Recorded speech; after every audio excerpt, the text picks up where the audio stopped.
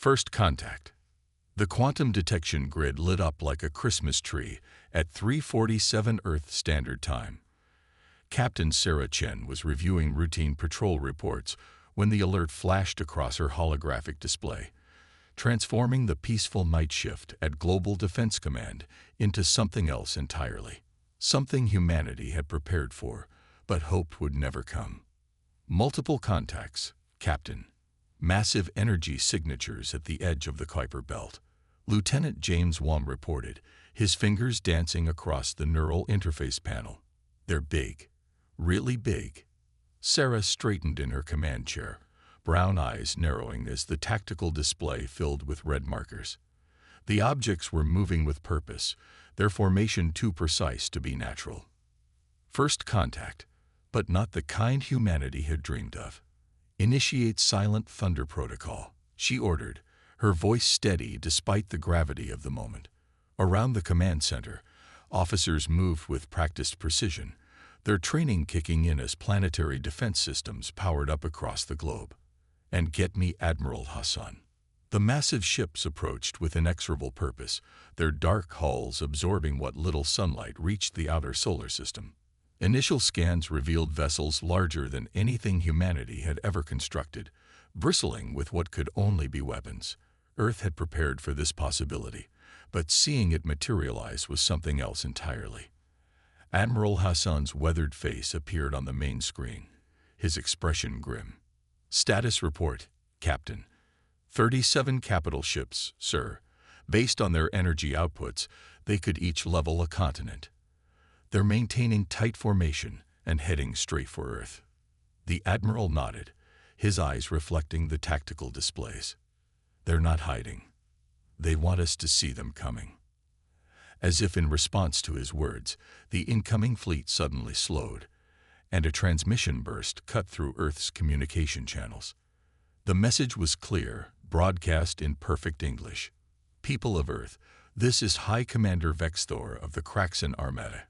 Your world has been chosen for integration into our empire.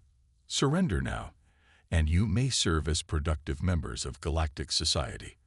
Resist, and we will reduce your civilization to atoms. Sarah felt a chill run down her spine, not from fear, but from the sheer audacity of the threat. These aliens, these Kraxan, had no idea what they were dealing with. Humanity hadn't spent the last century preparing for nothing. Admiral Hassan's response was immediate and resolute. This is Admiral Hassan of the Earth Defense Force. We decline your generous offer. Earth is not yours to take. The silence that followed was deafening.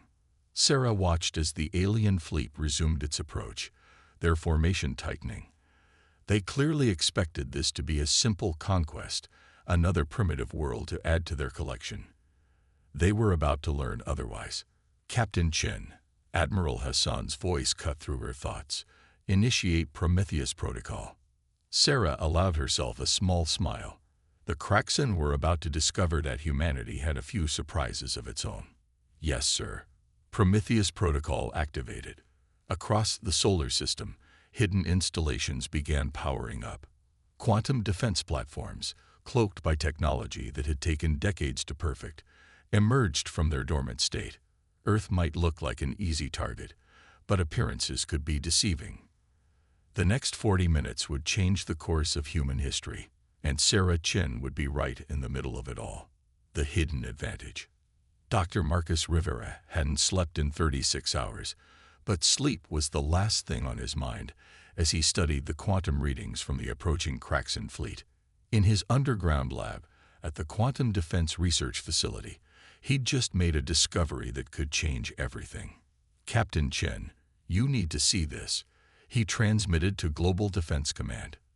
They're shield harmonics. They're using a crystalline lattice structure similar to our theoretical models. We can crack them. On the command deck, Sarah Chen received the transmission with growing interest. The Kraxan fleet had maintained its steady advance, seemingly confident in their overwhelming firepower.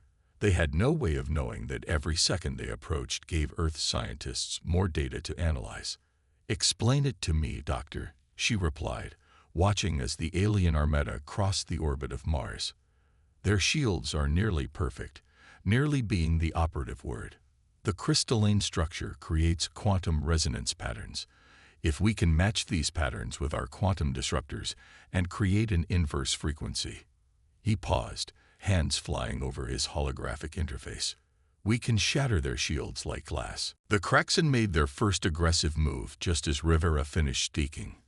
A smaller vessel, presumably a scout, accelerated ahead of the main fleet, its weapons charged, targeting what appeared to be an uninhabited section of the moon.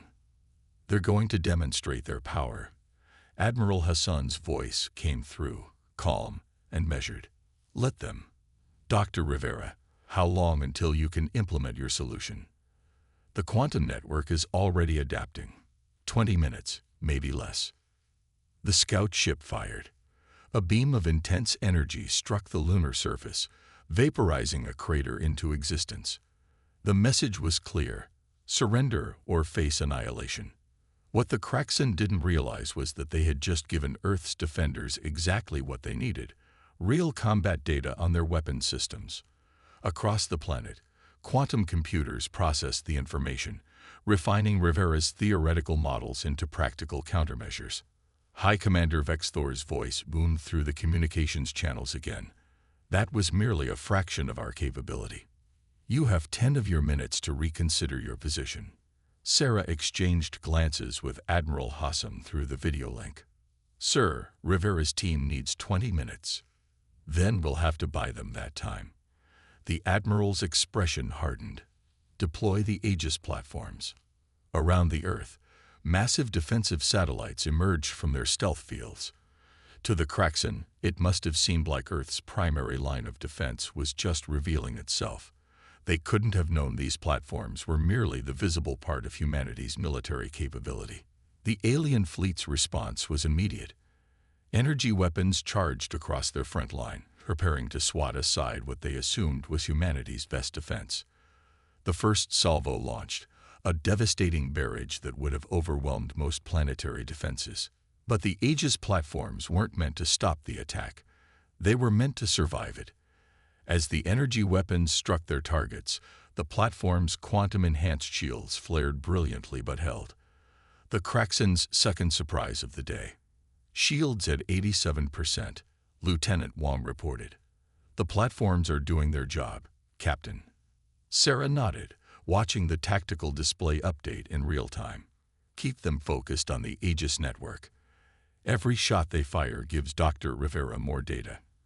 In his lab, Rivera worked frantically, neural interfaces linking him directly to the quantum defense grid. Each Kraxen attack revealed more about their technology, their weaknesses. The solution was taking shape in the quantum processors, an elegant symphony of mathematics and physics that would turn the aliens' greatest strength into their undoing. Captain, Rivera's voice crackled through the comm, excitement breaking through his exhaustion. We're ready. The quantum disruptors are calibrated. On your command, we can begin. Sarah turned to the tactical display, where the Kraxen fleet had moved into attack formation around the moon. They were preparing for what they thought would be a decisive strike against Earth's defenses. Instead, they had maneuvered themselves perfectly for humanity's counterattack. Admiral, she reported, we have Rivera's solution. Request permission to implement. Admiral Hassan's response was immediate. Permission granted, Captain. Show them why you don't threaten Earth. Sarah's fingers flew across her neural interface, inputting the command codes that would activate humanity's true defensive capability. Across the solar system, hidden quantum installations powered up, preparing to demonstrate just how badly the Kraxen had underestimated their intended conquest. All units, prepare for Operation Shatterpoint, she ordered. Let's show them what humanity can really do. Turn of the tide. The quantum disruptors powered up silently across the solar system, their activation masked by the ongoing battle between the Kraxen fleet and Earth's Aegis platforms. In Global Defense Command, Captain Sarah Chen watched the energy readings climb, knowing they had only one chance to get this right. All quantum arrays synchronized, Lieutenant Wong reported. Targeting solutions locked on primary Kraxan vessels. High Commander Vexthor's voice cut through the command channel again, his tone dripping with condescension. Your defenses are impressive, humans, but futile. We have conquered 1,000 worlds. Your resistance ends now.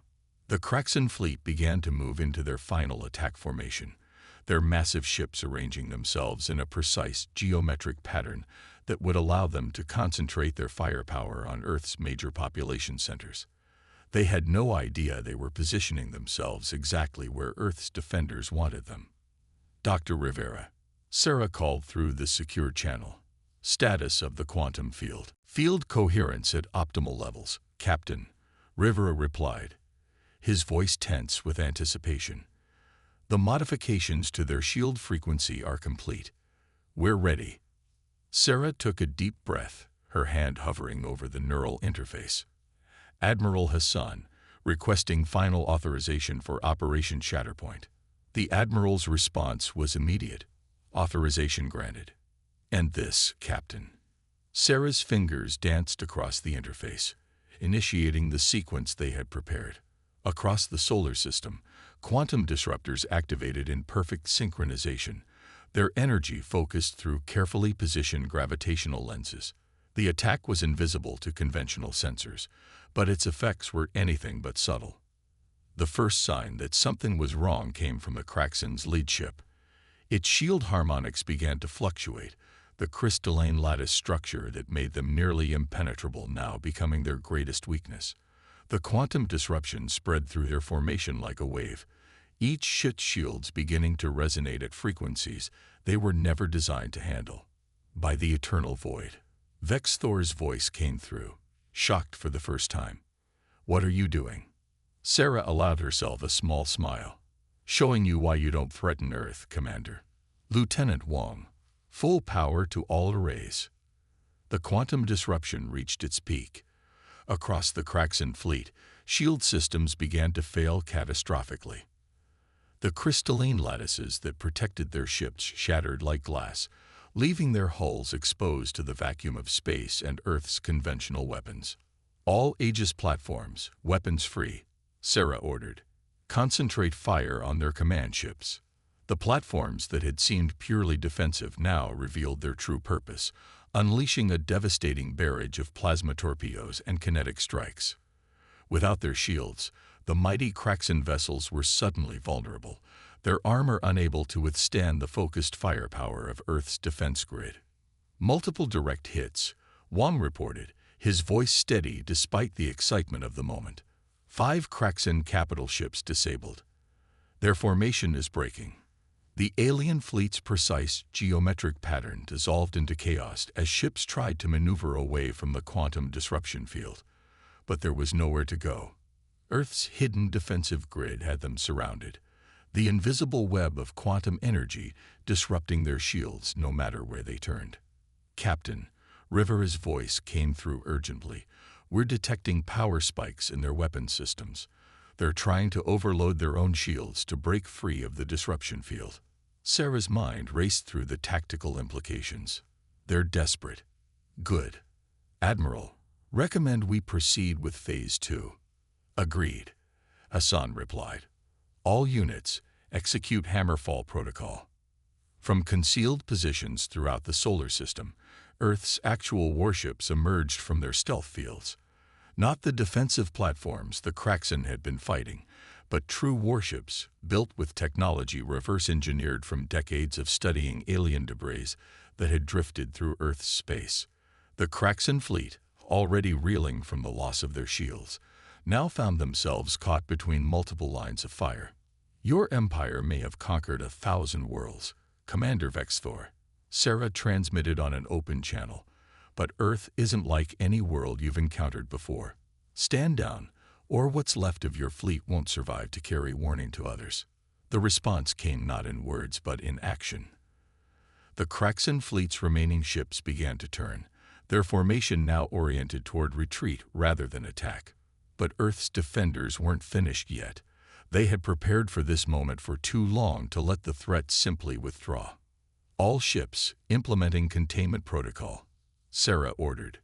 Don't let them escape with tactical data about our defenses. The battle was entering its final phase, but the most dangerous moments still lay ahead. The Kraxan were wounded but not defeated, and a cornered enemy was often the most dangerous kind. Humanity unleashed. The Kraxan fleet's desperate attempt to retreat had been anticipated.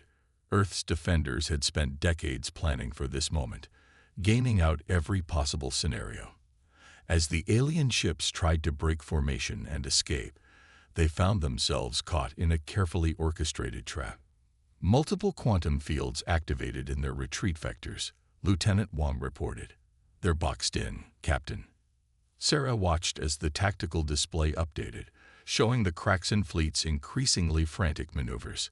Their once proud formation had devolved into chaos, individual ships trying to find any gap in Earth's defensive net. But there were no gaps to find. Captain Chin. Dr. Rivera's voice cut through the command channel. They're doing something with their reactor cores. Energy readings are off the scale. The warning came just in time. The remaining Kraxan ships suddenly began to pulse with energy, their reactor cores pushing far beyond safe operational limits. High Commander Vex Thor's voice boomed through the command channel one final time. If we cannot have your world, then none shall have it. They're going to try to overload their cores, Sarah realized, her mind racing through the implications. If those ships detonate this close to Earth. Admiral Hassan's voice was grim but determined. We prepared for this too. Captain Chen, you have authorization to execute Protocol Omega. Sarah's fingers flew across her neural interface, inputting the command codes for humanity's last resort weapon. Across the solar system, hidden quantum arrays began to realign, their energy focused not on disrupting shields but on something far more precise. Dr. Rivera, status of the containment fields. Ready, Captain. But we've never tested them at this scale. We don't have a choice, Sarah replied. All units, prepare for Protocol Omega. Synchronize quantum fields on my mark. The Kraxan ship's reactor cores continued to build toward critical mass, their hulls beginning to glow with barely contained energy. If even one of them detonated, the resulting explosion would devastate Earth's orbital infrastructure. If all of them went at once, the damage to Earth itself would be catastrophic. 3 minutes to core overload, Wang reported, his voice steady despite the stakes. Sarah took a deep breath, centering herself for what came next. All units, execute Protocol Omega. Full power to containment fields. The quantum arrays activated simultaneously, but this time they weren't targeting the ship shields. Instead, they created a series of overlapping fields that began to twist space itself around the Kraxan fleet. The principle was simple. If the ships were going to explode, Earth would ensure that explosion happened somewhere else. Spatial distortion at 15% and climbing, Rivera reported. 20%. 30%. The Kraxan ships began to shift, their positions in normal space becoming uncertain as the quantum fields took hold. Some tried to fire their weapons, but the spatial distortions meant their shots went wild, hitting nothing or curving back toward their own fleet. 2 minutes to core overload, Wang updated. Spatial distortion at 60%. Sarah watched the numbers climb, knowing they were in a race against time. The quantum fields needed to reach full power before the Kraxan cores detonated, or all would be lost.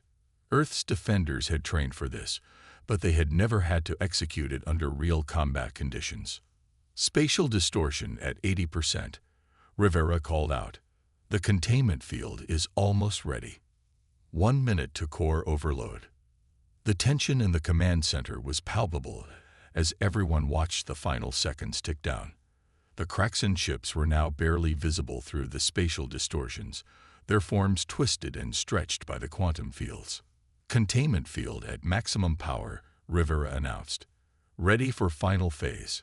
Sarah's hand hovered over the execution command. Timing would be everything. Too soon, and the field might not be strong enough to contain the explosion. Too late, and Earth would feel the full force of the Kraxan's final act of defiance. 30 seconds to core overload. All units, prepare for containment field collapse on my mark. Sarah ordered. 3, 2, 1. Mark. The quantum fields collapsed inward with precise coordination, folding space around the Kraxan fleet just as their reactor cores reached critical mass.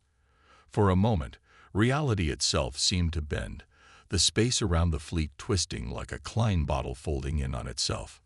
Then, silence. Where the Kraxan fleet had been, there was now only empty space. The containment field had worked, transporting the exploding ships to a safe distance from Earth, their final act of destruction harmlessly illuminating the outer solar system. All units report, Sarah called out, her voice cutting through the stunned silence of the command center. Damage assessment. The reports began to come in. Minimal damage to Earth's defensive infrastructure, no civilian casualties, the quantum grid still operational. They had done it. Humanity had faced its first major extraterrestrial threat and emerged victorious. Message from Admiral Hassan. Captain, Wang reported. He says, "Well done." Sarah allowed herself to relax slightly, though she knew their work wasn't finished. The threat was contained, but the implications of this battle would echo across human civilization for generations to come. Victory and beyond. In the hours following the battle, Earth's orbital defense platforms continued their vigilant watch, but the threat had passed.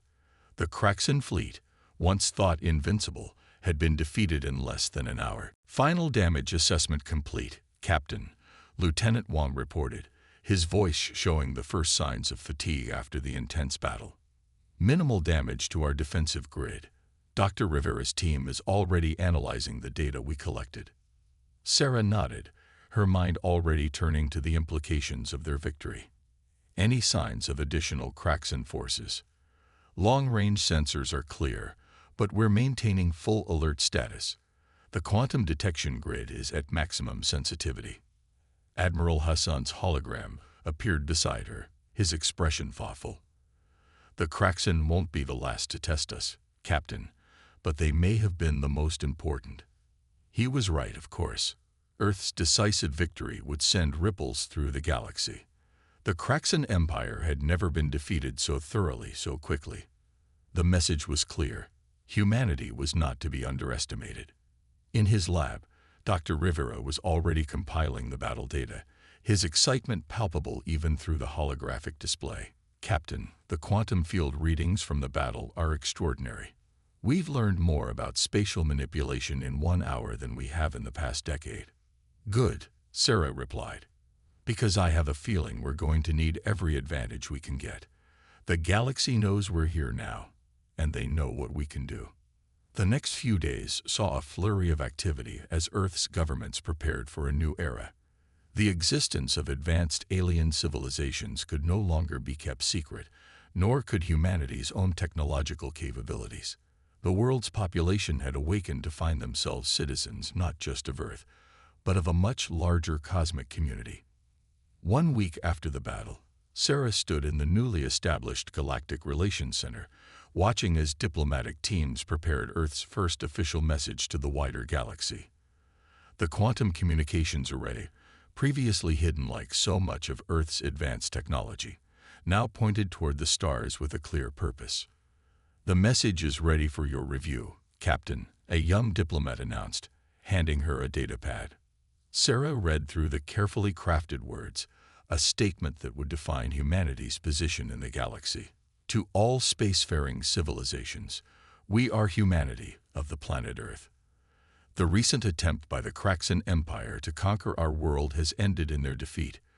We do not seek conflict, but we will defend ourselves with all necessary force.